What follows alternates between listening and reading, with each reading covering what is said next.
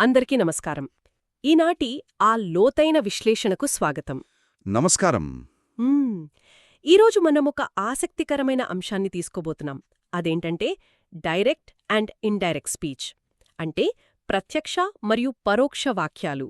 అవును, అసలు ఎవరైతే ఈ ఎస్ఎస్సి, ఆర్ఆర్బి, ఏపీపీఎస్సి లాంటి ఆ పోటీ పరీక్షలకు సిద్ధమవుతున్నారో వాళ్లకి ఈ టాపిక్ చాలా కీలకం. కరెక్ట్.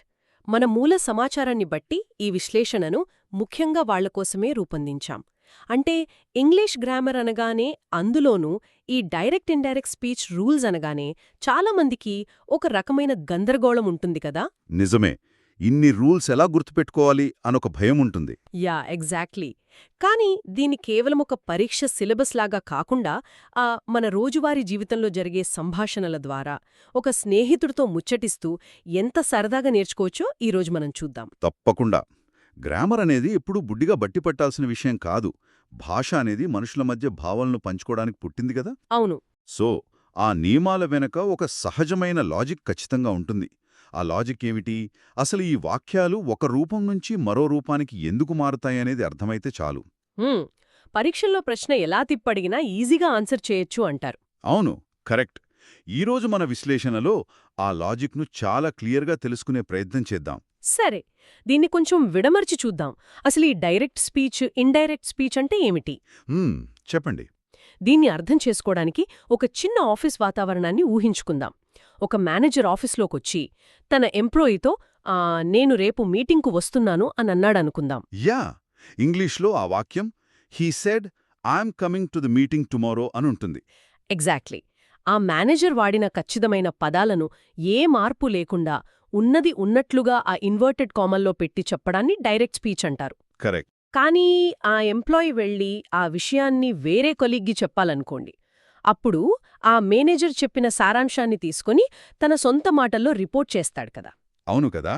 అతడు రేపు మీటింగ్కు వస్తున్నానని చెప్పాడు అని అంటాడు. యా, అంటే he said that he was coming to the meeting the next day. ఈ విధంగా పరోక్షంగా అంటే ఇండైరెక్ట్గా చెప్పడాన్ని ఇండైరెక్ట్ స్పీచ్ అంటారు. ఇక్కడ ఆకట్టుకునే విషయమేమిటంటే, ఈ రెండు వాక్యాల నిర్మాణాన్ని మనం విశ్లేషిస్తే భాషపరంగా మనం కొన్ని సహజమైన మార్పులు చేయాల్సి వస్తుంది. అంటే మాట్లాడిన వ్యక్తి, మాట్లాడిన సమయం అన్నీ మారిపోయాయి కాబట్టి. కరెక్ట్. ఆ మార్పులను ఇంగ్లీష్ గ్రామర్లో ప్రధానంగా 5 అంశాలుగా విభజించవచ్చు. ఓకే, ఆ 5 మార్పులేంటి? మనం గమనిస్తే డైరెక్ట్ స్పీచ్లో ఉన్న కొటేషన్ మార్క్స్ ఇండైరెక్ట్లోకొచ్చేసరికి మాయమవుతాయి. ఇది మొదటిది. రెండవది, ఆ రెండు వాక్య భాగాలను కలపడానికి దట్ అనే పదాన్ని తీసుకువస్తాం. దట్ వాడతాం. అవును. మూడవది, సర్వనామాలు అంటే ప్రొనౌన్స్ మారుతాయి. నాల్గవది, క్రియ యొక్క కాలం అంటే టెన్స్ మారుతుంది. యా, టెన్స్ మారుతుంది. ఇక చివరగా 5వది, సమయం మరియు ప్రదేశాన్ని సూచించే పదాలు కూడా మారుతాయి. ఈ 5 మార్పులే ఈ మొత్తం టాపిక్కు పునాది. వావ్! అంటే మనం కంఠస్థం చేయాల్సింది రూల్స్ కాదు, ఆ మాటలు ఏ సందర్భంలో చెప్పబడ్డాయి అనే లాజిక్ని అన్నమాట. అవును, 100% లాజిక్తోనే అర్థం చేసుకోవచ్చు. అయితే ఇందులో ముందుగా అందర్నీ భయపెట్టే కాలముల మార్పులు లేదా టెన్సెస్ ఎలా మారతాయి అనే దాని గురించి మాట్లాడుకుందాం. మూల సమాచారంలో టెన్స్ బ్యాక్షిఫ్ట్ రూల్ అనే పదాన్ని వాడారు. అంటే వాక్యం కాలంలో ఒక అడుగు వెనక్కి ప్రయాణిస్తుంది అని కదా దానర్థం. దీన్నసలు ఎలా అన్వయించుకోవాలి? ఈ బ్యాక్షిఫ్ట్ వెనుక ఉన్న లాజిక్ చాలా సరళమైనది. ఎవరైనా ఒక మాట చెప్పారు అంటే ఆ మాట చెప్పిన సమయం అప్పటికే గడిచిపోయింది కదా. అవును, గతమైపోతుంది. కరెక్ట్. రిపోర్టింగ్ వర్బ్ అంటే హీ సెడ్లోని సెడ్ అనేది పాస్ట్ టెన్స్లో ఉంది. అంటే ఆ వ్యక్తి గతంలో మాట్లాడాడు కాబట్టి అతడు మాట్లాడిన వాక్యాన్ని మనమిప్పుడు రిపోర్ట్ చేస్తున్నప్పుడు ఆ వాక్యం కూడా గతములోకి వెళ్ళాలి. ఓహో. అందుకే ప్రెజెంట్ టెన్స్లో ఉన్నదంతా పాస్ట్ టెన్స్లోకి మారుతుంది. ఒకవేళ అతడు ఐ వర్క్ హార్డ్ అని ప్రెజెంట్ సింపుల్లో చెబితే అది హీ వర్క్డ్ హార్డ్ అని పాస్ట్ సింపుల్లోకి మారుతుంది. అంటే కంటిన్యూస్ అయితే పాస్ట్ కంటిన్యూస్గా మారుతుందా? ఎగ్జాక్ట్లీ. ఐ యామ్ స్టడీయింగ్ అని అప్పట్లో జరుగుతున్న పని గురించి చెబితే ఇప్పుడు మనం రిపోర్ట్ చేసేటప్పుడు హీ వాజ్ స్టడీయింగ్ అని మార్చాలి. ఇక్కడే అసలు విషయం చాలా ఆసక్తికరంగా మారుతుంది. అంటే మేనేజర్ అప్పుడు I have completed the report అని ప్రెజెంట్ పర్ఫెక్ట్లో చెబితే, మనమిప్పుడు చెప్పేటప్పుడు అది కాస్త పాస్ట్ పర్ఫెక్ట్లోకి వెళ్ళి he had completed the report అవుతుందన్నమాట. కరెక్ట్. మీరు పర్ఫెక్ట్గా క్యాచ్ చేశారు. ఒక చిన్న డౌట్. ఒకవేళ ఆ మేనేజర్ మాట్లాడిన వాక్యం అప్పటికే పాస్ట్ టెన్స్లో ఉంటేనో? అంటే మీ ఉద్దేశం? అంటే I submitted the file yesterday అని అతడు అన్నాడనుకుందాం. సబ్మిటెడ్ అనేది అప్పటికే పాస్ట్ సింపుల్ కదా, దాన్ని మనమింక ఎక్కడికి వెనక్కి తీసుకెళ్తాం? ఇది చాలా మంచి పాయింట్. అప్పటికే పాస్ సింపుల్లో ఉన్న వాక్యం ఇంకాస్త వెనక్కి వెళ్ళి పాస్ పర్ఫెక్ట్గా మారుతుంది. ఓకే, పాస్ట్ పర్ఫెక్ట్గా. యా, ఇంగ్లీష్లో పాస్ పర్ఫెక్ట్ను గతంలో జరిగిన 2 పనులలో మొదటి పనిని సూచించడానికి వాడతారు. కాబట్టి ఐ సబ్మిటెడ్ కాస్త ఇండైరెక్ట్ స్పీచ్లో హీ హ్యాడ్ సబ్మిటెడ్ అవుతుంది. అర్థమైంది. అదేవిధంగా పాస్ట్ కంటిన్యూవస్లో ఐ వాజ్ వర్కింగ్ అని ఉంటే అది హీ హ్యాడ్ బీన్ వర్కింగ్గా మారుతుంది. సూపర్. మరి భవిష్యత్తు గురించి చెప్పే పదాలెలా మారతాయి? ఉదాహరణకు ఐ విల్ కమ్ అని అంటే? భవిష్యత్తును సూచించే విల్ ఇండైరెక్ట్ స్పీచ్కొచ్చేసరికి వుడ్గా మారుతుంది. కాబట్టి హీ వుడ్ కమ్ అని చెప్పాలి. ఇదే లాజిక్ మోడల్స్కు కూడా వర్తిస్తుంది. అంటే క్యాన్ కుడ్గా మారుతుందా? అవును, డైరెక్ట్ స్పీచ్లో క్యాన్ ఉంటే అది కుడ్గా, మే ఉంటే మైట్గా, మస్ట్ ఉంటే హ్యాడ్ టుగా మారతాయి. ఎందుకంటే ఇవన్నీ వాటికి గతకాలపు రూపాలు. బాగా అర్థమైంది. అయితే ఇక్కడ ఒక చిన్న మినహాయింపుంది. వాక్యంలో అప్పటికే షుడ్, కుడ్, మైట్, వుడ్ లాంటి పదాలుంటే వాటిని మళ్లీ మార్చాల్సిన అవసరం లేదు. అవి అలాగే ఉండిపోతాయి. ఇది లాజికల్గా ఉంది. అప్పటికే మారిన వాటిని మళ్ళీ ఎలా మారుస్తాం? అసలు మార్చలేం గదా. అవును, కరెక్ట్. అయితే ఈ టెన్స్ మార్చే క్రమంలో ఎప్పుడూ ఇలా వెనక్కే వెళ్లాలా? అంటే ఈ బ్యాక్ షిఫ్ట్ రూల్కి మినహాయింపులేమీ లేవా? ఈ రూల్స్ ఎక్కడైనా ఫెయిల్ అవుతాయా? ఖచ్చితంగా ఉంటాయి. అసలు పరీక్షల్లో అభ్యర్థులను కన్ఫ్యూజ్ చేయడానికి ఎగ్జామినర్లు వాడుకునేది ఈ మినహాయింపుల్నే. ప్రధానంగా 2 సందర్భాల్లో వాక్యం యొక్క టెన్స్ అస్సలు మారదు. ఆ 2 సందర్భాలు ఏంటి? మొదటిది రిపోర్టింగ్ వర్బ్ ప్రెజెంట్ లేదా ఫ్యూచర్ టెన్స్లో ఉన్నప్పుడు. అంటే వాక్యం హీ సెడ్తో కాకుండా హీ సేస్ లేదా హీ విల్ సేతో మొదలైతే లోపలున్న వాక్యం యొక్క టెన్స్లో ఎలాంటి మార్పు ఉండదు. ఓకే, అంటే హీ సేస్ అనుంటే మారదు. యా, ఉదాహరణకు he says I am busy అనుంటే పరోక్ష వాక్యంలో he says that he is busy అనే వస్తుంది తప్ప దాన్ని పాస్ట్ టెన్స్లోకి అంటే హీ వాజ్ బిజీ అని మార్చకూడదు. అర్థమైంది. అంటే రిపోర్టింగ్ వర్బే గతంలో లేదు కాబట్టి మనం లోపలి మాటలను కూడా గతంలోకి తీసుకెళ్లకూడదు. మరి రెండవ సందర్భమేమిటి? రెండోది చాలా ముఖ్యమైనది. లోపలున్న వాక్యం ఒక విశ్వసత్యం అంటే యూనివర్సల్ ట్రూత్, లేదా ఒక సైంటిఫిక్ ఫ్యాక్ట్, లేదా ఒక వ్యక్తి ఎప్పుడూ చేసే అలవాటు అయినప్పుడు టెన్స్ మారదు. దీనికొక ఉదాహరణ చెప్పగలరా? తప్పకుండా. Teacher the sun rises in the east అంటే సూర్యుడు తూర్పున ఉదయిస్తాడు అని చెప్పారు.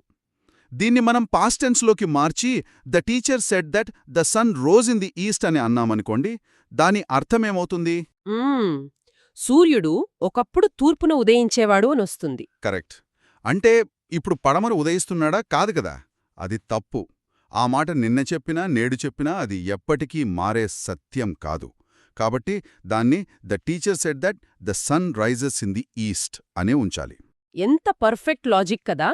ఇది తెలియకపోతే చాలామంది బ్లైండ్గా ఆ పాస్ట్ టెన్స్ రూల్ని అప్లై చేసి ఆప్షన్స్లో తప్పు సమాధానం పెట్టేస్తారు. అవును, చాలామంది అక్కడే తప్పు చేస్తారు. సరే, ఇప్పుడు ఈ టెన్సెస్ విషయాన్ని కొంచెం పక్కన పెట్టి సర్వనామాలు అంటే ప్రోనౌన్స్ మరియు సమయం, ప్రదేశాల మార్పుల గురించి చూద్దాం. ఇందాక మనం అనుకున్న ఆఫీస్ ఉదాహరణలో మేనేజర్ నేను అన్నాడు, కానీ మనం వేరొకరికి రిపోర్ట్ చేసేటప్పుడు అతడు అని మార్చాం కదా. అసలు ఈ ప్రోనౌన్స్ ఎందుకు మారాలి? దీన్ని మనం విస్తృత కోణంలో చూస్తే ఆ మాటలను ఎవరితో చెబుతున్నారనే దాన్ని బట్టి ఈ ప్రొనౌన్స్ ఆధారపడి ఉంటాయి. ఎవరైనా సరే తన గురించి తాను నేను అని లేదా తమ గురించి మేము అని చెప్పుకుంటారు. అవును. కానీ మనం ఆ మాటలను మూడో వ్యక్తికి చెప్పేటప్పుడు ఆ నేను కాస్త అతడు లేదా ఆమె అవుతుంది, ఆ మేము కాస్త వారే దే అవుతుంది. కాబట్టి ఈ మార్పులు గుడ్డిగా ఎప్పుడూ చేయకూడదు. ఆ వాక్యంలో స్పీకర్ ఎవరు, వినేవాళ్లెవరు అనేది మనసులో ఊహించుకొని మార్చాలి. అలాగే సమయం మరియు ప్రదేశాలకు సంబంధించిన పదాలు కూడా. ఇవి కూడా మన స్థానాన్ని బట్టే మారాలి కదా. ఒకవేళ నిన్న మా మేనేజర్ నా దగ్గరకొచ్చి I will pay you tomorrow అంటే నేను నీకు రేపు డబ్బులిస్తాను అని అన్నాడనుకుందాం. యా, ఈరోజు నేను నా స్నేహితుడితో మాట్లాడుతూ మేనేజర్ నాకు రేపు డబ్బులిస్తానన్నాడు అని చెబితే దాని అర్థం నేను రేపటి వరకు అంటే ఇంకో రోజు ఆగాలి అని కదా వస్తుంది. అసలు మేనేజర్ ఉద్దేశించిన రేపు అంటే ఈరోజే కదా? ఖచ్చితంగా. అక్కడే చాలామంది పొరబడుతుంటారు. సమయం అప్పటికే గడిచిపోయింది కాబట్టి ఆ రేపు అంటే టుమారో అనే పదం ఇప్పుడు మనకు మరుసటి రోజు అంటే ద నెక్స్ట్ డే అయిపోతుంది. యా, నిజమే. అందుకే డైరెక్ట్ స్పీచ్లో టుమారో ఉంటే ఇండైరెక్ట్లో ద నెక్స్ట్ డే అని, టుడే ఉంటే ద డే అని, యెస్టర్డే ఉంటే ద ప్రీవియస్ డే అని మార్చాలి.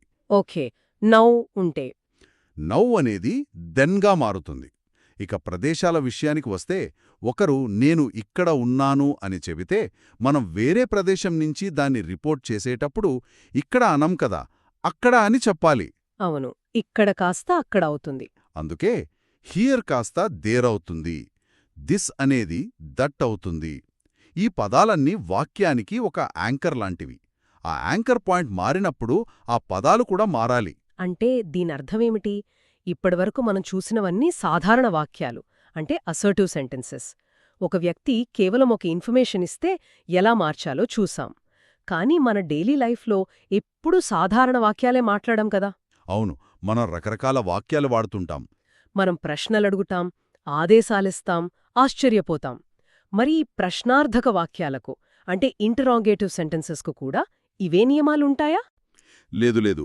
ఇక్కడ వాక్య నిర్మాణంలో కొన్ని ప్రత్యేక నియమాలుంటాయి. ప్రశ్నల్లో మనకు తెలుసు 2 రకాలుంటాయి అని. ఎస్ ఆర్ నో క్వశ్చన్స్ కదా. అవును, ఒకటి అవును లేదా కాదు అని సమాధానం వచ్చే ఎస్ లేదా నో ప్రశ్నలు. రెండవది వేర్, వాట్, వై లాంటి పదాలతో మొదలయ్యే WH ప్రశ్నలు. ఈ రెండింటికి ఇండైరెక్ట్ స్పీచ్ రూల్స్ వేరువేరుగా ఉంటాయి. ఒక ఎగ్జాంపుల్తో చెప్తారా? ఉదాహరణకు ఒకరు ఆర్ యు వర్కింగ్ అంటే నువ్వు పనిచేస్తున్నావా అని అడిగారనుకోండి, ఇది ఎస్ ఆర్ నో ప్రశ్న. ఇలాంటి వాక్యాలను పరోక్షంగా చెప్పేటప్పుడు 2 వాక్యాలను కలపడానికి మనం సాధారణ వాక్యాల్లో వాడినట్లు దట్ వాడకూడదు. దట్ వాడకూడదా? మరి ఏం వాడాలి? దానికి బదులుగా ఇఫ్ లేదా వెదర్ అనే పదాన్ని వాడాలి. అంటే he asked if was I working అని అంటామా? ఇది వినడానికి కొంచెం వింతగా ఉందే. మీరు సరిగ్గానే పసిగట్టారు. అక్కడ వింతగా అనిపించడానికి కారణం మీరు ఇంకా దాన్ని ప్రశ్నలాగానే ఉంచారు. ఇండైరెక్ట్ స్పీచ్లో అతి ముఖ్యమైన రూలేమిటంటే పరోక్ష వాక్యంలోకి మారిన తర్వాత ఏ ప్రశ్న అయినా సరే సాధారణ వాక్యంలాగా మారిపోవాలి. ఓహో, అంటే క్వశ్చన్ ఫార్మాట్ పోతుందన్నమాట.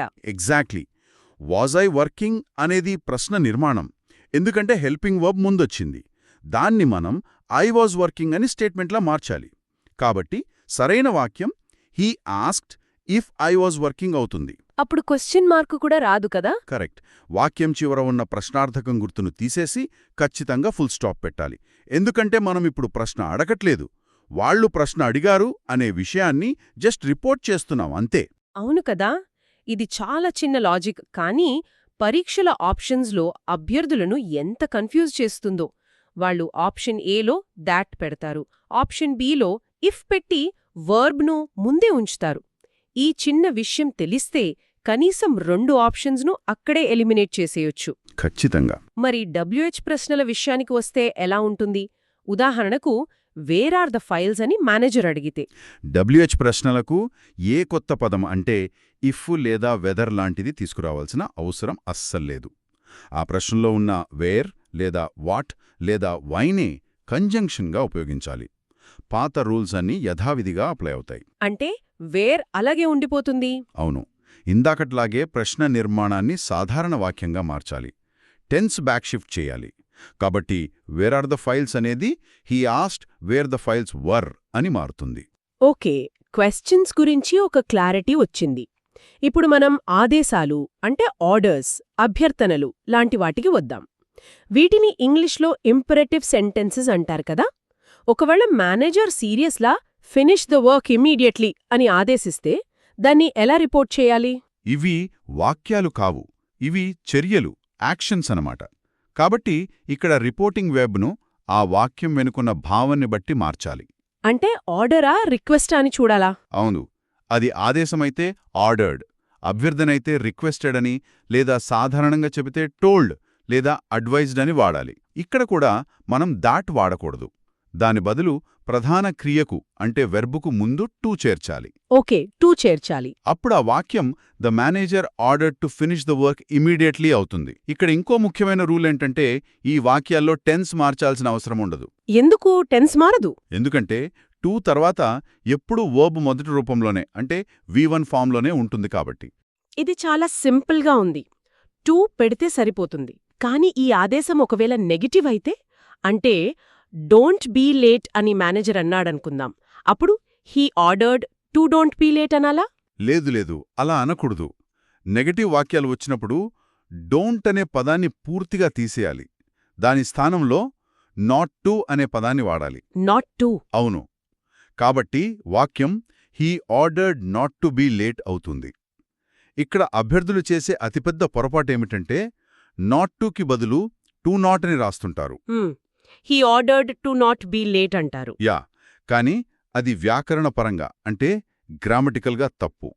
నాట్ టు అనేది మాత్రమే సరైన నిర్మాణం. ఈ పాయింట్ నిజంగా ఎగ్జామ్స్లో చాలా కీలకమైనది. ఇక మనం చివరి వాక్య రకాన్ని వచ్చేశాం. ఆశ్చర్యార్థక వాక్యాలు లేదా ఎక్స్క్లమేటరీ సెంటెన్సెస్. మనం ఏదైనా అద్భుతాన్ని చూసినప్పుడు లేదా ఏదైనా ఘోరాన్ని చూసినప్పుడు ఆశ్చర్యపోతాం కదా.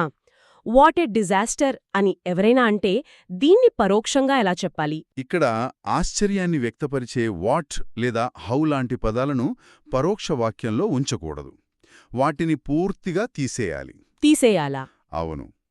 రిపోర్టింగ్ వెర్బ్గా ఎక్స్క్లెయిమ్డ్ దట్ అంటే ఆశ్చర్యపయ్యాడు అని వాడాలి. అలాగే ఆ వాక్యాన్ని ఒక సాధారణ వాక్యంగా మార్చి ఆ తీవ్రతను చెప్పడానికి వెరీ లేదా గ్రేట్ అనే పదాన్ని వాడాలి. ఓకే.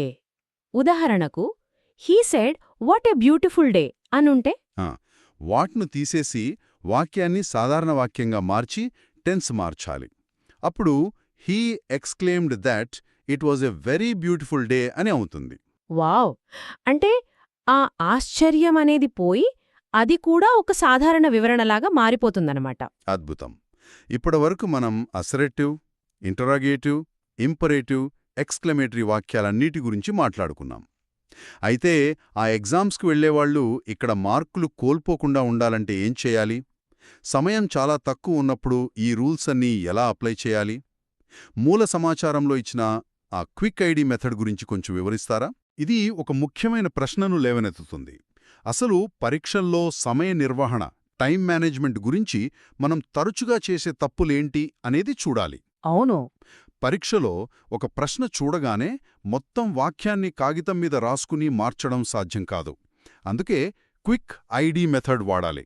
అంటే వాక్యాన్ని చూడగానే సెకండ్ల వ్యవధిలో అది ఏ రకమైన వాక్యమో గుర్తించాలి. ఒకవేళ అది ప్రశ్న అనుకోండి, ఆప్షన్స్లో దట్ ఉన్న వాటిని వెంటనే ఎలిమినేట్ చేసేయాలి. ఆ తర్వాత రిపోర్టింగ్ వర్బ్ పాస్ట్లో ఉందో లేదో చూడాలి. ఉంటే ఆప్షన్స్లో టెన్స్ బ్యాక్ షిఫ్ట్ జరగని ఆప్షన్స్ను ఎలిమినేట్ చేయాలి. కరెక్ట్. ప్రొనౌన్స్ సరిగ్గా మారాయో లేదో చెక్ చేయాలి. ఆప్షన్స్లో చివరన క్వశ్చన్ మార్క్ ఉంటే దాన్ని కూడా గుడ్డిగా ఎలిమినేట్ చేయొచ్చు. ఇలా ఎలిమినేషన్ పద్ధతిలో వెళితే సరైన సమాధానం ఇట్టే దొరికిపోతుంది. అంటే ఇదొక చెక్లిస్ట్ లాంటిదన్నమాట. ముందు వాక్యం రకం, తర్వాత కంజంక్షన్, దట్ లేదా ఇఫ్ లేదా టు, తర్వాత టెన్స్, చివరగా ప్రొనౌన్స్ మరియు టైం ప్లేస్ మార్పులు. ఈ 4 చెక్ చేస్తే ఆన్సర్ పక్కా అన్నమాట. ఎగ్జాక్ట్లీ. చాలామంది అభ్యర్థులు టెన్స్ మార్చడం గుర్తుపెట్టుకుంటారు గాని ఆ ఐని హీగా మార్చడం మర్చిపోయి కన్ఫ్యూజ్ అవుతుంటారు.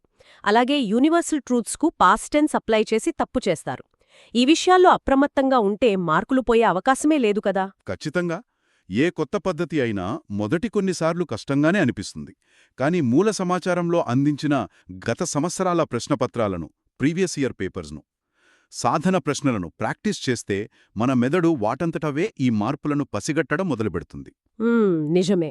రూల్స్ కంఠస్థం చేయడం కంటే ఆ వాక్యాన్ని ఒక సందర్భంలో ఊహించుకుని చదవడం అలవాటు చేసుకోవాలి. ఈ రోజు విశ్లేషణను ఒకసారి సమ్మరైజ్ చేస్తే మనం డైరెక్ట్ మరియు ఇండైరెక్ట్ స్పీచ్ అంటే ఏమిటి, టెన్స్లు వెనక్కెందుకు మారతాయి, సమయం మరియు ప్రదేశాన్ని సూచించే పదాలు మన స్థానాన్ని బట్టి ఎలా మారతాయి అనేది చూశాం. అవును. అలాగే ప్రశ్నలు వచ్చినప్పుడు ఇఫ్ లేదా వెదర్ వాడటం, ఆదేశాలకు టు లేదా నాట్ టు వాడటం, ఆశ్చర్యార్థక వాక్యాల్లో వెరీని ఉపయోగించడం నేర్చుకున్నాం. పరీక్షల్లో సమయాన్ని ఆదా చేయడానికి ఎలిమినేషన్ పద్ధతి ఎంత ముఖ్యమో కూడా తెలుసుకున్నాం. ఈ నియమాలన్నింటినీ ఒక క్రమపద్ధతిలో అర్థం చేసుకుని ప్రాక్టీస్ కన్వయిస్తే గ్రామర్లో అత్యధిక మార్కులు సాధించడం చాలా సులభమవుతుంది. ఈ లోతైన విశ్లేషణ ముగించే ముందు వినేవాళ్ల మెదడుకు మేత వేసే ఒక ఆసక్తికరమైన ఆలోచనతో ముగిద్దాం. పోటీ పరీక్షల కోసం మనం ఒకరి మాటలను ఉన్నది ఉన్నట్లుగా కాకుండా నేను అనే పదాన్ని అతడు లేదా ఆమె అని మార్చి సమయాన్ని బట్టి పరోక్షంగా చెప్పడం నేర్చుకున్నాం కదా. మరి నిజ జీవితంలో కూడా మనం ఎప్పుడు ఇతరుల మాటలను మన సొంత దృక్కోణంలోకి మనకి అర్థమైన రీతిలోకి మార్చుకునే కదా వింటుంటాం. అలాంటప్పుడు ఒక మాటలోని అసలు నిజమనేది ఇతరుల ఫిల్టర్స్ గుండా ఒకరి నుండి మరొకరికి పరోక్షంగా బయటకొచ్చేసరికి ఎంత సాపేక్షంగా మారిపోతుందో కదా. అవును, అది చాలా ఆలోచించాల్సిన విషయం.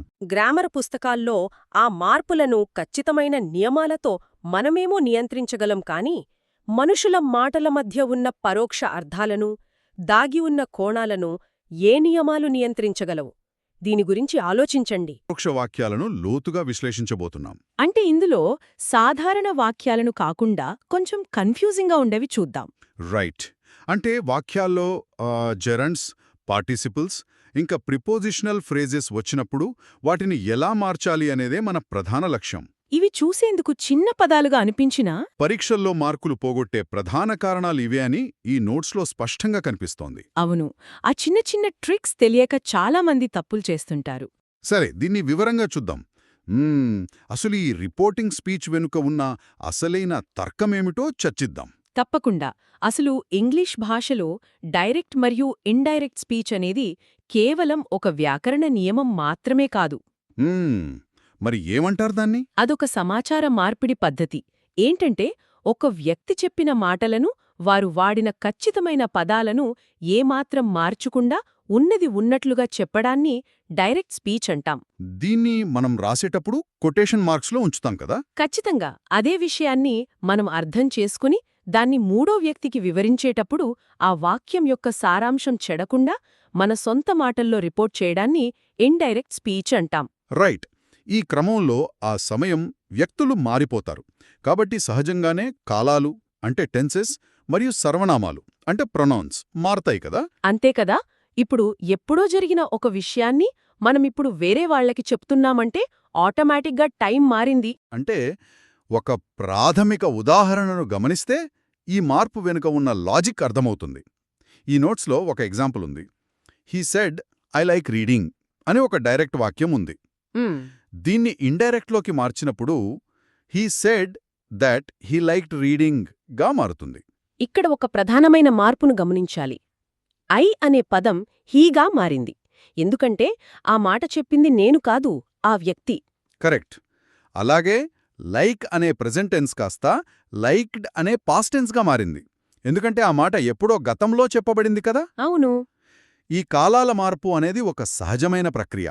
ఇది చాలా బేసిక్ రూల్. ఈ ప్రాథమిక సూత్రం చాలామందికి తెలుసు. కాని అసలు సమస్య ఎక్కడ మొదలవుతుందంటే వాక్యంలో కేవలం ఒకే ఒక ప్రధాన క్రియ కాకుండా ఇతర రూపాల్లో ఉన్న పదాలొచ్చినప్పుడు. ఓహో, అంటే మెయిన్ వర్క్తో పాటు జెరెండ్స్ లాంటి వచ్చినప్పుడు అంటారా? ఖచ్చితంగా. ఇక్కడే మనం ఈ ఆర్టికల్స్లో పేర్కొన్న పునాదిరాళ్ల భావనను అర్థం చేసుకోవాలి. ఫౌండేషన్ స్టోన్స్ అన్నమాట. పునాదిరాళ్లు వినడానికి చాలా ఆసక్తికరంగా ఉంది. ఏంటంటే ఒక వాక్యంలో జెరెన్స్, పార్టిసిపుల్స్ లేదా ప్రిపోజిషనల్ ఫ్రేజెస్ వచ్చినప్పుడు వాటిని వాక్యం యొక్క పునాది రాళ్లుగా భావించాలి.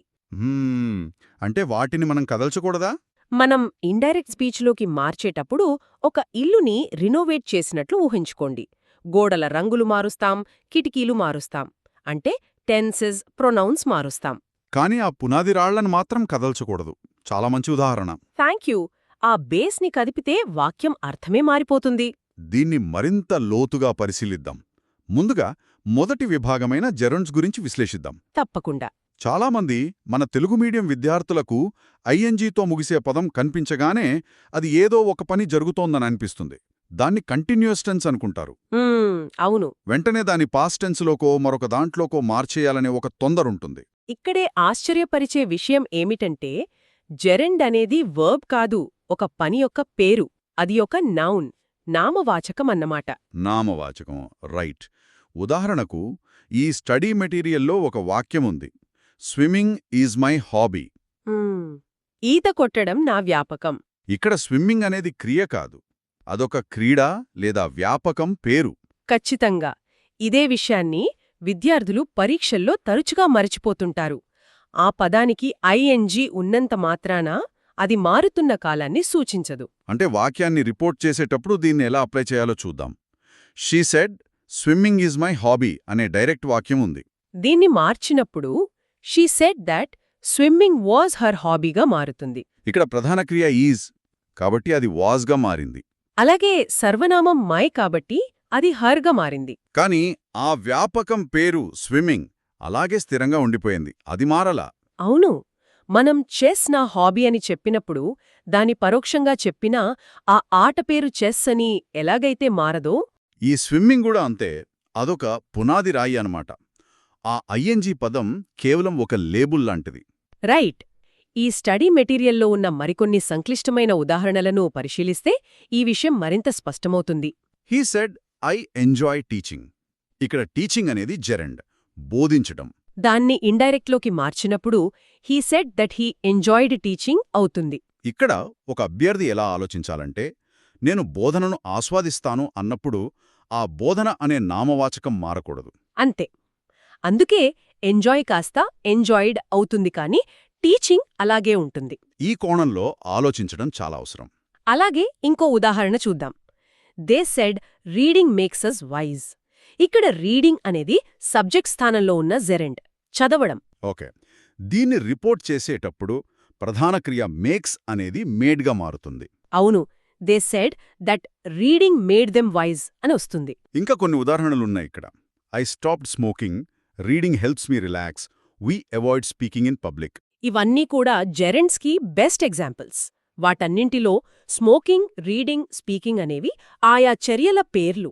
అవి ఎప్పటికీ మారవు. He has stopped smoking, she avoided speaking. ఇలా ప్రధాన క్రియలు మారినా జెరెండ్స్ పునాదిరాళ్లలా కదలకుండా ఉంటాయి. అంటే ఆ యాక్షన్ పేరుని మనం మార్చలేము కాబట్టి. ఈ లాజిక్తో చూస్తే పరీక్షల్లో వాక్యాలను మార్చడం ఒక పజిల్ సాల్వ్ చేయడం లాంటిదే, కానీ భయపడాల్సిన విషయం కాదనిపిస్తోంది. ఖచ్చితంగా. కాస్త శ్రద్ధ పెడితే చాలా ఈజీగా స్కోర్ చేయొచ్చు. సరే, ఇప్పుడు ఈ పజిల్లోని రెండవ మరింత సంక్లిష్టమైన భాగానికి వద్దాం. ఇక్కడే అసలు ఆసక్తికరమైన విషయం దాగి ఉంది. అదే పార్టిసిపుల్స్. ఇవి కూడా చూడ్టానికి జెరెండ్స్ లాగే ఐఎన్జీతో ముగుస్తాయి లేదా ఈడీతో ముగుస్తాయి. కానీ వీటి పాత్ర వేరు కదా. అవును, మనకున్న సోర్స్ మెటీరియల్స్ ప్రకారం పార్టిసిపల్ అనేది విశేషణంగా అంటే అడ్జెక్టివ్గా పనిచేసే ఒక క్రియారూపం. ఓకే, అంటే ఇదొక వస్తువు లేదా వ్యక్తి యొక్క ప్రస్తుత స్థితిని వివరిస్తుందన్నమాట. స్టేట్ ఆఫ్ బీయింగ్ అంటాం గదా, అలా. ఇక్కడే ఇంగ్లీష్ భాష యొక్క సూక్ష్మత బయటపడుతుంది. పార్టిసిపల్స్ అనేవి యాక్షన్ని కాకుండా కండిషన్ని చెబుతాయి. అంటే ఒక వాక్యాన్ని డైరెక్ట్ నుండి ఇండైరెక్ట్కి మార్చేటప్పుడు మనం సమయాన్ని మారుస్తున్నాం గాని ఆ సమయంలో ఆ వస్తువు లేదా వ్యక్తి ఉన్న స్థితిని వర్ణించే పదాన్ని చెడగొట్టకూడదు. రైట్. ఇక్కడ ఈ రూల్ని గుర్తుపెట్టుకోవాలి. పార్టిసిపల్ నిర్మాణాన్ని అలాగే ఉంచాలి, అవసరాన్ని బట్టి టెన్స్ మాత్రమే మార్చాలి. ఉదాహరణకు ఈ నోట్స్లో the crying baby needs milk అనే వాక్యం ఉంది. ఇక్కడ క్రయింగ్ అనేది ప్రెజెంట్ పార్టిసిపల్. అది ఆ శిశువు ఏడుస్తూ ఉన్న స్థితిని చెబుతున్న ఒక విశేషణం. దాని అర్థం ఇండైరెక్ట్ స్పీచ్లోకి మార్చేటప్పుడు ఆ వర్ణనను మనం కొనసాగించాలి. ఏడుస్తున్న పాప. అవును, she said that the crying baby needed milk. అంటే ఇక్కడ కేవలం నీడ్స్ అనే ప్రధాన క్రియ నీడెడ్గా మారింది. శిశువు యొక్క స్థితిని చెప్పే క్రయింగ్ అలాగే ఉంచబడింది. దీనికి భిన్నంగా ద బేబీ ఈజ్ క్రయింగ్ అని ఉందనుకోండి. అక్కడ క్రయింగ్ ప్రధాన క్రియలో భాగమవుతుంది కదా. అవును, అప్పుడు అది పాస్ట్ కంటిన్యూస్గా అంటే వాస్ క్రయింగ్గా మారుతుంది. ఈ రెండు వాక్య నిర్మాణాల మధ్య ఉన్న వ్యత్యాసాన్నే కాంపిటీటివ్ ఎగ్జామ్స్లో అభ్యర్థులకు అసలైన పరీక్ష. ఆ వ్యత్యాసం చాలా కీలకమైనది. జెరెండ్ లాగే పార్టిసిపుల్స్ కూడా ఒక రకమైన పునాదిరాళ్లే. మరి పాస్ట్ పార్టిసిపుల్స్ విషయమేమిటి? ఈడీతో ముగిసే పదాలు. ఇది కూడా ఇంతే. ఒక వస్తువు అప్పటికే ఒక స్థితికి చేరుకుంటే దాన్ని పాస్ట్ పార్టిసిపుల్తో చెబుతారు. సోర్స్లోని the broken glass was on the floor అనే వాక్యం చూద్దాం. గ్లాసు పగిలిపోయిన స్థితిలో ఉంది. ఇక్కడ బ్రోకెన్ అనేది పగిలిన స్థితిని సూచించే విశేషణం. రైట్. దీని మనం రిపోర్ట్ చేసినప్పుడు ఆ స్థితి మారదు. ఒకరు ఆ మాట చెప్పినప్పుడు ఆ గ్లాస్ ఆల్రెడీ పగిలిపోయింది. అంటే she said that the broken glass had been on the floor. ఇక్కడ వాజ్ అనేది పాస్ట్ పర్ఫెక్ట్ టెన్స్లోకి అంటే హ్యాడ్ బీన్గా మారింది. కాని ఆ గ్లాస్ యొక్క వర్ణన బ్రోకెన్ అనేది స్థిరంగానే ఉంది. హ్యాడ్ బీన్ బ్రోకెన్ గ్లాస్ అని అనకూడదు. భలే చెప్పారు. ఈ ఆర్టికల్స్లో ఇచ్చిన ఇతర ఉదాహరణలను ఈ లాజిక్కు అన్వయించి చూస్తే రన్నింగ్ డాగ్ అంటే పరిగెత్తుతున్న కుక్క, ఫీలింగ్ టయర్డ్ అలసిపోయినట్లుగా అనిపించడం, ఫాలింగ్ లీవ్స్ ఆర్ బ్యూటిఫుల్ రాలిపోతున్న ఆకులు అందంగా ఉంటాయి, ఇంజర్డ్ ప్లేయర్ గాయపడిన ఆటగాడు. ఇవన్నీ వ్యక్తులు లేదా వస్తువుల స్థితులను వివరిస్తున్నాయి. అవును. ఒకరు ఐఎమ్ ఫీలింగ్ టయర్డ్ అన్నారనుకోండి, దాన్ని రిపోర్ట్ చేసేటప్పుడు he said that he was feeling tired అంటాం. అలసిపోయిన స్థితి మారదు కదా. అలాగే the coach said that the injured player had been taken to hospital. ఇక్కడ ఇంజర్డ్ అనే స్థితి మారలేదు. సరిగ్గా అలాగే అర్థం చేసుకోవాలి. మనం ముందు చెప్పుకున్న పునాదిరాళ్ల సిద్ధాంతం ఇక్కడ కూడా వర్తిస్తోంది. ఒక పరిస్థితిని వర్ణించే పార్టిసిపుల్ ఆ వాక్యానికి పునాది. దాన్ని కదల్చకుండా చుట్టూ ఉన్న టెన్సెస్ను మాత్రమే మార్చాలి. అసలు ఈ క్లారిటీ వస్తే ఏ కాంపిటీటివ్ ఎగ్జామ్ అయినా చాలా ఈజీగా అనిపిస్తోంది. సరే, ఇప్పుడు మూడవ ముఖ్యమైన అంశమైన ప్రిపోజిషనల్ ఫ్రేజెస్ దగ్గరకు వద్దాం. అంటే దీని అర్థమేమిటి? ఇంగ్లీష్ గ్రామర్లో ఇదొక ప్రత్యేకమైన నిర్మాణం. ప్రిపోజిషనల్ ఫ్రేజ్ అనేది ఒక ప్రెపోజిషన్ అంటే in, on, at, for, of లాంటివి. వాటితో పాటు పక్కనొచ్చే ఒక నౌన్ లేదా ప్రొనౌన్ల కలయిక. ఈ సోర్స్ డాక్యుమెంట్స్ వీటిని విడదీయరాని బంధాలుగా పేర్కొంటున్నాయి. అవును, అదొక సింగిల్ యూనిట్ లాగా పనిచేస్తోంది. ఈ బంధం ఎందుకంత బలమైనది అని ఆలోచిస్తే తెలుగుకు మరియు ఇంగ్లీష్కు ఉన్న వాక్య నిర్మాణ వ్యత్యాసం అర్థమవుతుంది. అవునా? ఎలాగో వివరించగలరా? తెలుగులో మనం విభక్తులను అంటే లో, కు, కీ, తో అనే అక్షరాలను పదం చివర కలుపుతాం. ఉదాహరణకు సంగీతంలో. ఇంగ్లీష్లో ప్రిపోజిషన్ పదం ముందొస్తుంది. In music. కరెక్ట్. ఈ రెండు పదాలు కలిసి ఒకే అర్థాన్ని ఇస్తాయి. కాబట్టి వీటిని విడదీయడం లేదా మార్చడం సాధ్యం కాదు. అవును. ఆ అనుసంధానాన్ని మనం గుర్తించాలి. డైరెక్ట్ స్పీచ్లో ఐఎమ్ ఇంట్రెస్టెడ్ ఇన్ మ్యూజిక్ అనుంటే అది ఇండైరెక్ట్లో she said that she was interested in మ్యూజిక్గా మారుతుంది. ఇక్కడ వాజ్ అని టెన్స్ మారింది, కానీ ఇన్ మ్యూజిక్ అనే ఈ కలయిక ఏమాత్రం ప్రభావితం కాలేదు. ఇక్కడ అభ్యర్థులు ఒక చిన్న మినహాయింపు లేదా జాగ్రత్త పడాల్సిన విషయం కూడా ఉంది. అదేమిటో చెప్తారా? ప్రిపోజిషనల్ ఫ్రేజ్ నిర్మాణాన్ని కదల్చకూడదు అని చెప్పుకున్నాం కదా. కానీ అందులో నౌన్ కాకుండా ఒకవేళ ప్రొనౌన్ ఉంటే లేదా సమయం, ప్రదేశాలను సూచించే పదాలుంటే వాటిని మార్చాల్సుంటుంది. ఓకే. ఉదాహరణకు ఈ నోట్స్లో I'm confident of my success అనే వాక్యం ఉంది. అవును, ఇక్కడ prepositional phrase of my success దీన్ని రిపోర్ట్ చేసేటప్పుడు he said that he was confident of his success అని రాస్తాం. అంటే ప్రిపోజిషన్ ఆఫ్ స్థిరంగా ఉంది, కానీ మై అనే పదం వక్తను బట్టి హిజ్గా మారింది. అంతే కదా? ఖచ్చితంగా. టుడే వస్తే దడ్డేగా, హియర్ వస్తే దేర్గా ఎలా మారుస్తామో ఇది అంతే. ఈ విషయాన్ని పట్టుకోవడం పరీక్షల్లో చాలా ముఖ్యం.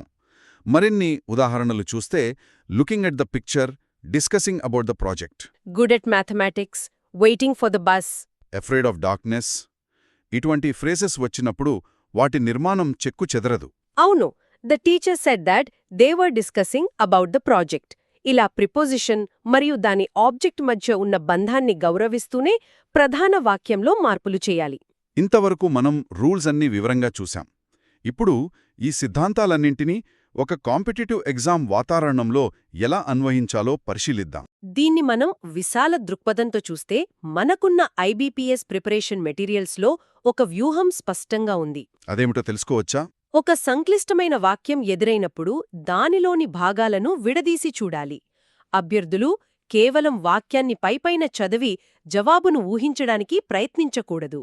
అంటే ఒక సిస్టమాటిక్ పద్ధతిలో డీకోడ్ చెయ్యాలి అంటారు. అవును, అందులోనూ తెలుగు మీడియం విద్యార్థులు ఇంగ్లీష్ మరియు తెలుగు అర్థాలు రెండింటినీ అర్థం చేసుకోవాలి. రైట్.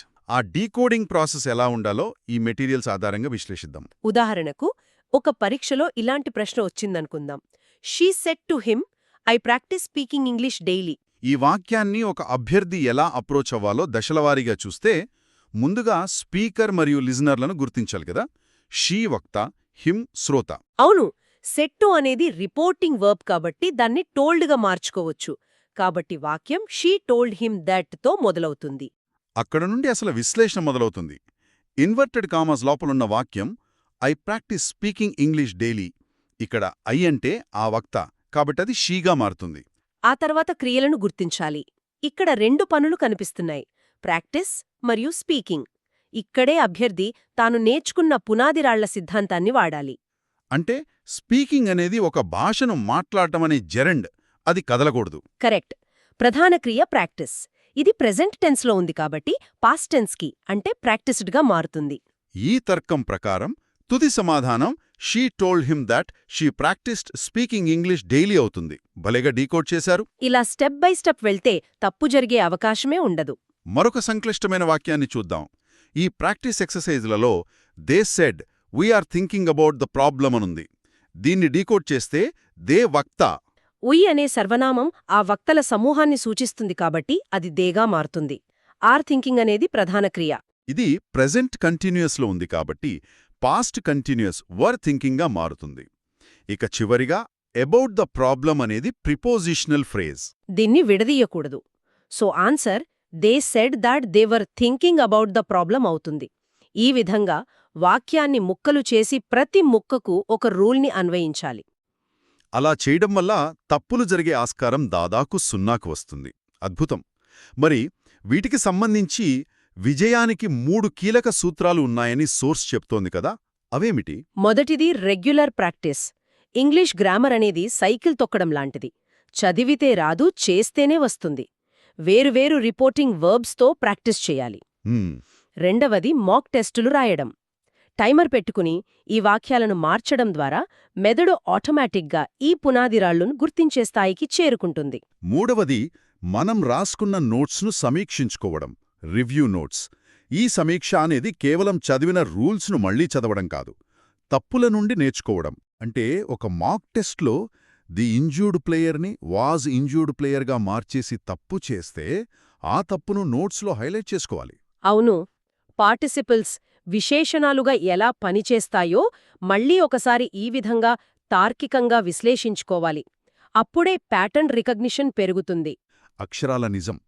ఈ ప్యాటర్న్ రికగ్నిషన్ పెరిగినప్పుడు పరీక్షల హాల్లో ఆత్మవిశ్వాసం పెరుగుతుంది. భాష ఒక అవరోధం కాకుండా ఒక ఆయుధంగా మారుతుంది. ఖచ్చితంగా. కాన్ఫిడెన్స్ వస్తే సగం గెలిచినట్లే. ఇప్పటిదాకా జరిగిన ఈ మొత్తం చర్చను మనం ఒకసారి సంగ్రహిద్దాం. వాక్యాలను ప్రత్యక్షం నుండి పరోక్షంలోకి మార్చేటప్పుడు ప్రధానమైన దృష్టి ఆ వాక్యం వెనుకున్న అర్థం చెడిపోకుండా చూసుకోవడం. వాక్యంలో జెరెండ్స్ అంటే చర్యల పేర్లు, పార్టిసిపుల్స్ అంటే స్థితులను వర్ణించే విశేషణాలు, మరియు ప్రిపోజిషనల్ ఫ్రేజెస్ అంటే విడదీయరాని అనుసంధానాలు. ఇవన్నీ ఒక నిర్మాణం యొక్క పునాదిరాళ్ల లాంటివి. అవును. వాక్యాన్ని రిపోర్ట్ చేసే క్రమంలో కాలక్రమాన్ని సూచించే టెన్సెస్, వ్యక్తులను సూచించే ప్రొనౌన్స్, అలాగే సమయం లేదా ప్రదేశాన్ని సూచించే పదాలను మాత్రమే మార్చాలి తప్ప ఈ పునాదిరాళ్లను ఏమాత్రం కదల్చకూడదు. ఇది అసలైన ట్రిక్. ఈ స్పష్టత ఉంటే కాంపిటిటివ్ ఎగ్జామ్స్లో వచ్చే కఠినమైన ప్రశ్నలను కూడా చాలా సునాయాసంగా ఎదుర్కోవచ్చు. సమాచారంతో సతమతమయ్యే బదులు ఇలాంటి నిర్దిష్టమైన రూల్స్ తెలుసుకోవటం వల్ల నేర్చుకోవడం ఎంత సులభం మరియు పటిష్టమవుతుందో అర్థమవుతుంది. నిజమే. అయితే ఈ ఎపిసోడ్ని ముగించే ముందు ఒక మంచి ఫైనల్ థాట్తో ఎండ్ చేద్దాం. తప్పకుండా. ఈ వ్యాకరణ నియమాలను కేవలం పరీక్షల కోణంలోనే కాకుండా మరొక విశాలమైన దృక్పథంతో చూద్దాం. పరోక్ష వాక్యం లేదా ఇండైరెక్ట్ స్పీచ్ మాట్లాడటమనేది వాస్తవానికి ఒక అద్భుతమైన మానసిక ప్రక్రియ. మానసిక ప్రక్రియ? ఎలా? మనం ఒకరు చెప్పిన విషయాన్ని రిపోర్ట్ చేస్తున్నప్పుడు ఉద్దేశపూర్వకంగానే మనం మన దృక్కోణాన్ని పక్కన పెడతాం కదా. ఆ వాక్యంలో నేను అనే పదాన్ని తీసేసి దాన్ని అతను లేదా ఆమెగా ఊహించుకుంటాం. వాళ్ల స్థానంలో నిలబడి ఆ వాక్యాన్ని పునర్నిర్మిస్తాన్. అవును. ఇక్కడ అని వాళ్లు అన్నదాన్ని మన కోణం నుండి అక్కడగా మార్చుతాం. అంటే ఈ వ్యాకరణ నియమాలను లోతుగా అధ్యయనం చేయడం ద్వారా మనలో ఇతరుల స్థానంలో ఉండి ఆలోచించే సానుభూతి అంటే కాగ్నిటివ్ ఎంపతీ కూడా తెలియకుండానే మెరుగవుతుందా? వావ్, భలే కనెక్ట్ చేశారు. ఒక భాషా సూత్రం ప్రపంచాన్ని మరొకరి కోణంలో చూసే శక్తిని పరోక్షంగా పెంపొందిస్తుందా అనేది నిజంగా లోతుగా ఆలోచించాల్సిన విషయం. ఈ వ్యాకరణం వెనుక ఇంత గొప్ప మానసిక కోణం దాగి ఉండటం నిజంగా ఆశ్చర్యకరం. భాషను నేర్చుకోవడమంటే కేవలం రూల్స్ బట్టి పట్టడం కాదు, ఒక కొత్త దృష్టికోణాన్ని అలవర్చుకోవడం అనే ఈ ఆలోచనతో ఈనాటి మన లోతైన విశ్లేషణను ముగిద్దాం. చాలా మంచి సెషన్ ఇది. అవును, ఈ సమాచారం ఈ ప్రిపరేషన్కు మరింత పదును పెడుతుందని ఆశిస్తూ మరెన్నో ఆసక్తికరమైన అంశాలతో మళ్ళీ కలుద్దాం. వింటున్నందుకు ధన్యవాదాలు.